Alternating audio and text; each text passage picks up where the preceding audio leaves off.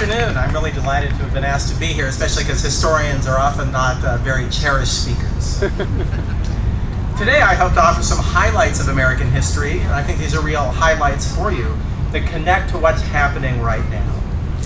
Above all, I want to argue that this rally and this growing movement are profoundly connected to powerful currents within the American past that have been deeply skeptical of coercive vaccine mandates. For more than 2 centuries, vaccine safety advocates have contributed forcefully and meaningfully to our country's many vigorous debates about personal liberty, medical expertise, and the political roles of ordinary citizens in a healthy democracy. As you probably know all too well, citizens who question the vaccine establishment are frequently labeled dangerous and/or deluded. This has, unfortunately, been a long American tradition. Just as much of an American tradition, however, has been the outpouring of activism from those who have questioned the wisdom of mandating vaccines. The story begins as far back as 1721, when working class and lower middle class Bostonians protested against the city's elite's introduction of smallpox inoculation. Controversies over vaccination went on to animate much of the 19th century as well. Some of the most vulnerable communities in the country took the lead in protesting vaccine mandates. Free blacks, who truly understood what it meant not to have bodily autonomy, consistently resisted vaccination.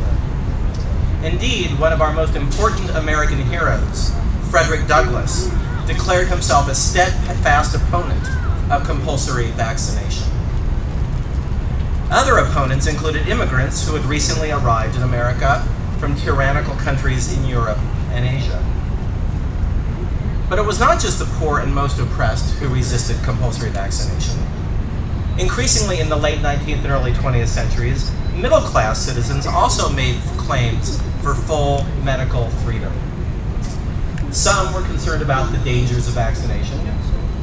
Others were insistent on the wisdom of parents in making medical decisions. Others believed in natural healing. And all refused to believe that in the land of liberty, the government should have the power to compel a controversial and potentially dangerous medical intervention. Does this sound familiar?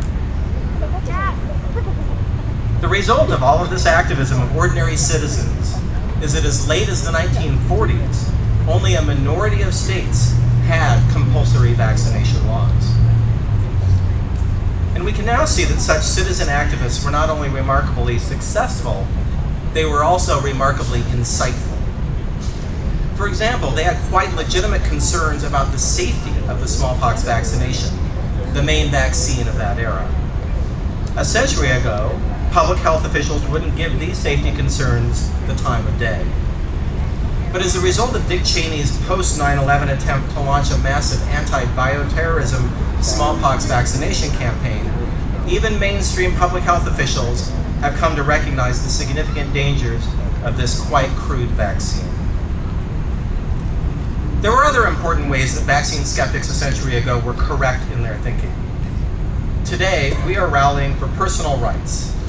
Again, we should take inspiration from activists long ago, such as Oregon's Laura Little, arguably America's major anti-vaccine activist of the early 20th century, who opposed eugenics, the idea that we could create a master race, a very dangerous idea that was very popular, unfortunately, here in the United States, and that, of course, ultimately inspired the Nazis.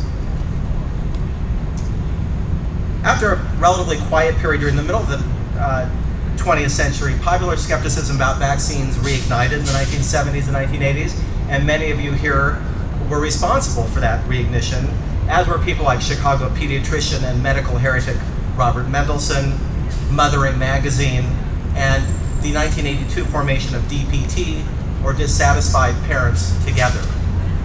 In the end, we should recognize that we are part of a grand American tradition, and that today, you and we are all truly making history.